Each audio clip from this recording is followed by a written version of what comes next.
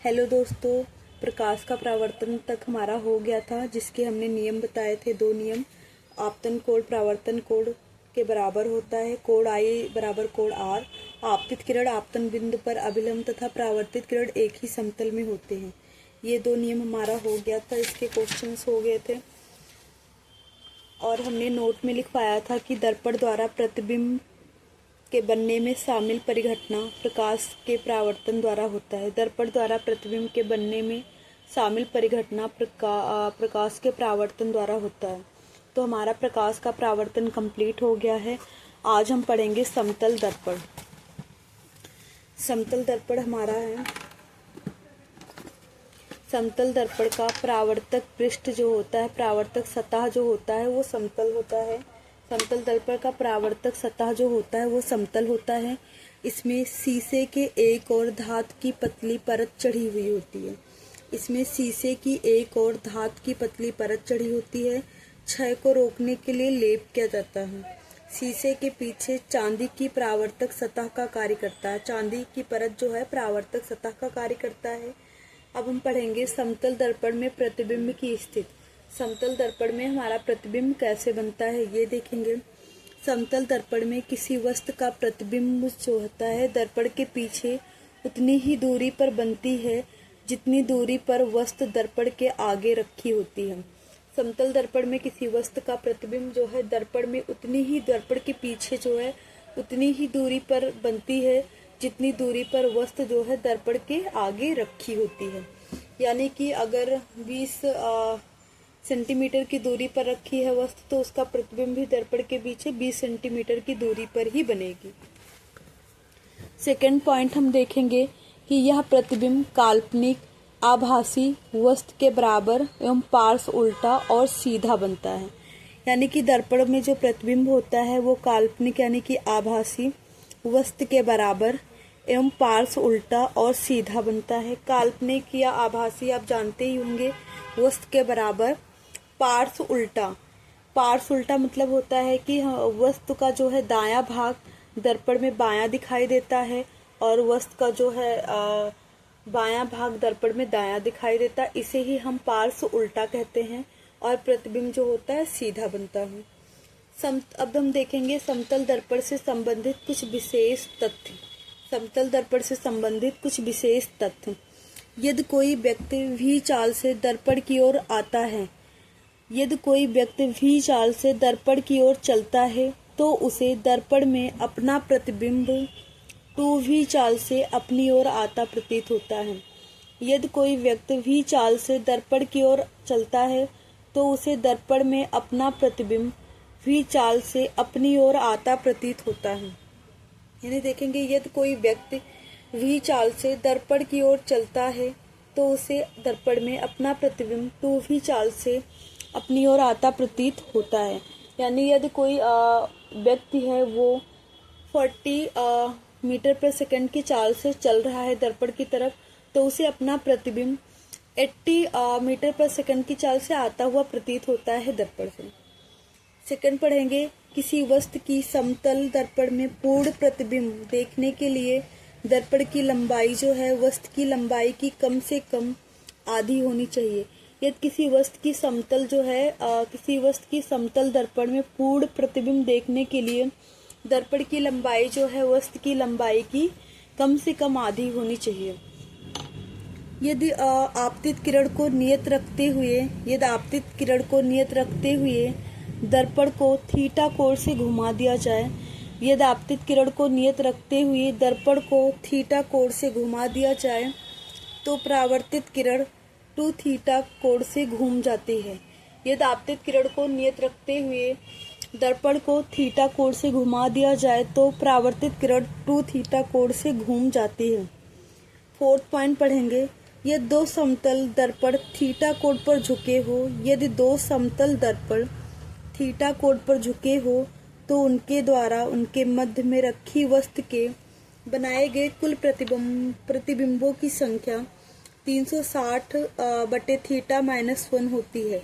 यदि पूर्णांक नहीं है तो इसे अगला पूर्णांक मान लिया जाता है। यानी कि अगर दो दर्पण थीटा कोण पे झुके हैं तो उनके प्रतिबिंबों की संख्या 360/θ-1 होती है।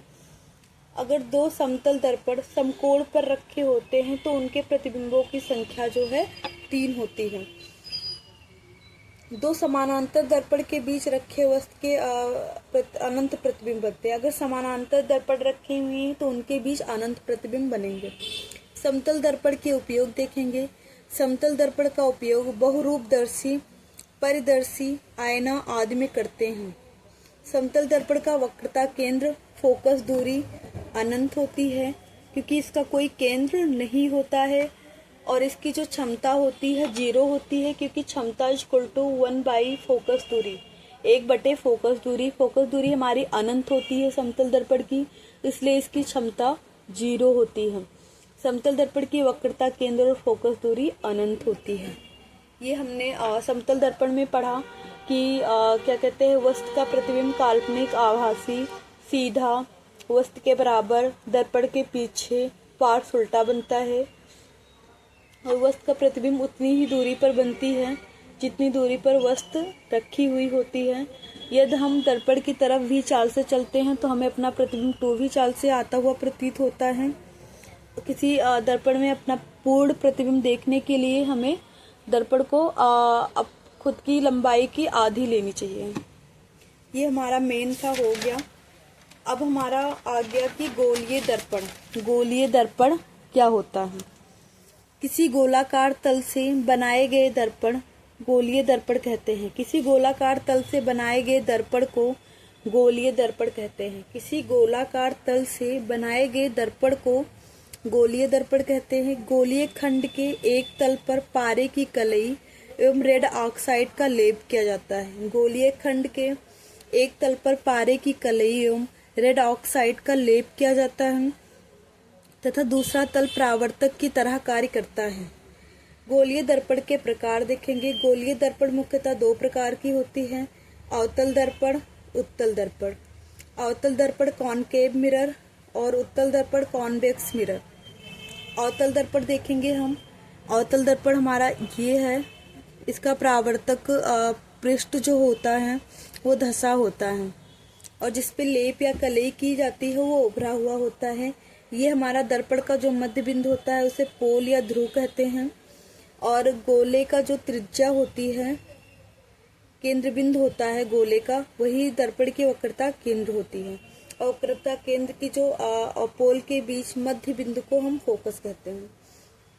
जिस गोलीय दर्पण का परावर्तक तल धंसा रहता है अवतल, उसे हम अवतल दर्पण कहते हैं। और अवतल दर्पण को अपसारी दर्पण भी कहा जाता है क्योंकि यह अनंत से आने वाली किरणों को फैलाती है। अपसारी मतलब होता है फैलाना, इसलिए अवतल दर्पण को अपसारी दर्पण भी कहते हैं क्योंकि यह अनंत से आने वाली किरणों को फैलाती है। उत्तल दर्पण देखेंगे। जिस गोलीय दर्पण का परावर्तक सतह उभरा रहता है उसे उत्तल दर्पण कहते हैं। जिस गोलीय दर्पण का परावर्तक सतह उभरा रहता है उसे उत्तल दर्पण कहते हैं। जिस गोलीय दर्पण का जो है परावर्तक सतह उभरा रहता है उसे हम उत्तल दर्पण कहते हैं। उत्तल दर्पण को अभिसारी दर्पण भी कहा जाता है क्योंकि यह अनंत से आने वाली किरणों को सिकोड़ती है। अभिसारी मतलब होता है सिकोड़ना, तो यह अनंत से आने वाली किरणों को सिकोड़ती है। उत्तल दर्पण को अभिसारी दर्पण भी कहा जाता है क्योंकि यह अनंत से आने वाली किरणों को सिकोड़ती है।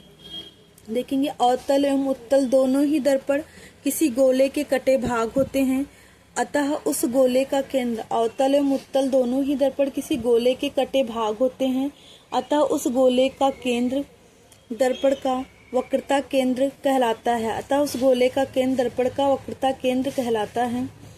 दर्पण के वक्रता केंद्र एवं ध्रुव को मिलाने वाली रेखा के मध्य बिंदु को दर्पण के वक्रता केंद्र एवं ध्रुव को मिलाने वाली रेखा के मध्य बिंदु को दर्पण का फोकस कहते हैं।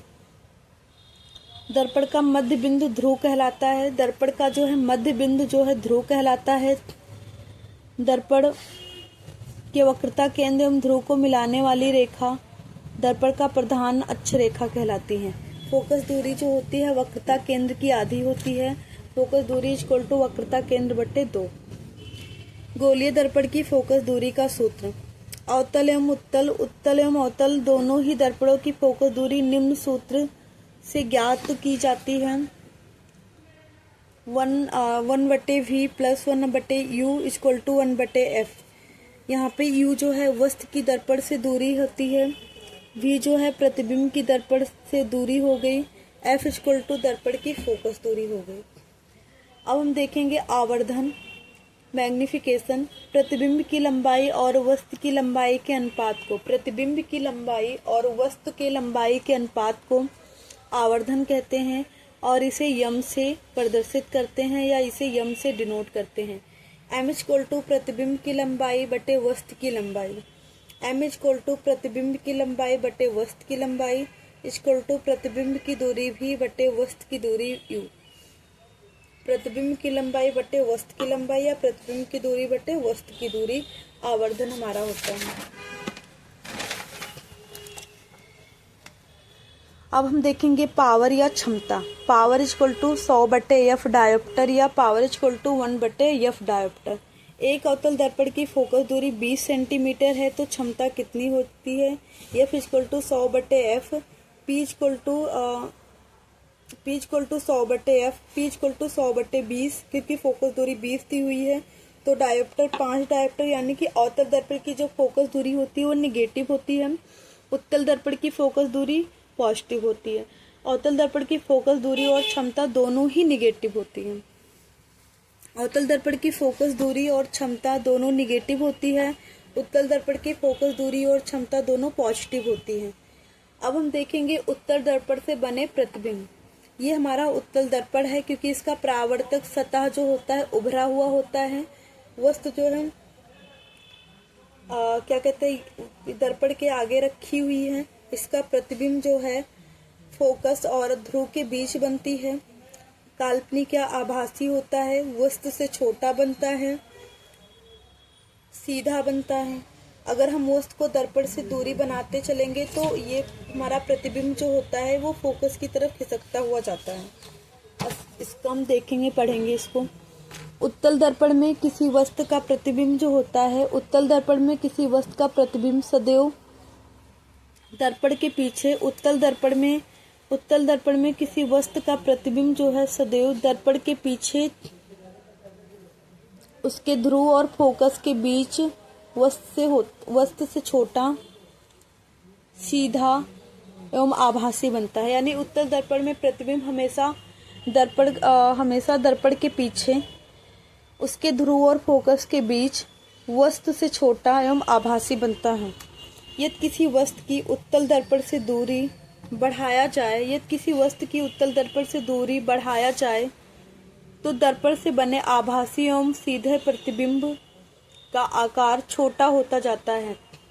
यदि किसी वस्तु की उत्तल दर्पण से दूरी बढ़ाया जाए तो दर्पण से बने आभासी एवं सीधा प्रतिबिंब का आकार छोटा होता जाता है तथा उसकी स्थिति दर्पण के पीछे ध्रुव से फोकस की ओर खिसकता जाता है। इसमें कहा गया है यदि किसी वस्तु को उत्तल दर्पण से दूरी बढ़ाते जाते हैं तो उसका प्रतिबिंब जो होता है फोकस की तरफ खिसकता जाता है और वस्तु से काफी छोटा होता जाता है। अब हम देखेंगे उत्तल दर्पण के उपयोग। उत्तल दर्पण द्वारा काफी बड़े क्षेत्र की वस्तुओं का प्रतिबिंब जो होता है एक छोटे क्षेत्र में बन जाता है। उत्तल दर्पण में काफी बड़े वस्तुओं का जो प्रतिबिंब होता है एक छोटे से क्षेत्र में बन जाता है। इस प्रकार उत्तल दर्पण का दृष्टि क्षेत्र जो है अधिक होता है, इसलिए इसका उपयोग जो होता है ट्रक चालकों या मोटर चालकों के बगल में पृष्ठ दृश्य दर्पण लगाया जाता है। यानी कि जो मोटर चालकों या ट्रक चालकों में जो पृष्ठ पीछे का जो देखने के लिए किया जाता है पृष्ठ दृश्य दर्पण लगाया जाता है। सड़क में लगे परावर्तक लैंपों में उत्तल दर्पण का प्रयोग किया जाता है। सड़क में लगे परावर्तक लैंपों में उत्तल दर्पण का प्रयोग किया जाता है। विस्तारक क्षेत्र अधिक होने के कारण ये प्रकाश को अधिक क्षेत्र में फैलाते हैं। विस्तारक क्षेत्र अधिक होने के कारण ये प्रकाश को अधिक क्षेत्र में फैलाते हैं। सुरक्षा दर्पण में यूज होता है, जैसे एटीएम में पार्किंग में, शॉपिंग मॉल में, कॉरिडोर्स में, सड़क एवं ब्लाइंड स्पॉट पर। यानी जो उत्तल दर्पण का उपयोग होता है, हम ये बहुत बड़े क्षेत्र का प्रतिबिंब जो होता है बहुत छोटे से क्षेत्र में देखने के लिए करते हैं। ये कार चालकों, ट्रक चालकों के जो क्या कहते हैं, पृष्ठ दृश्य दर्पण लगाया जाता है पीछे का दृश्य देखने के लिए, क्योंकि पीछे का दृश्य बहुत छोटे प्रतिबिंब में आ जाता है। सड़क में लगे परावर्तक लैंपों में उत्तल दर्पण का प्रयोग होता है। सुरक्षा दर्पण में जैसे ATM, parking, shopping mall, corridor, सड़क और ब्लाइंड स्पॉट पे। आज का हमारा यहाँ तक रहा। कल हम स्टार्ट करेंगे अवतल दर्पण द्वारा बने प्रतिबिंब। कल पढ़ेंगे इसको। Thank you class.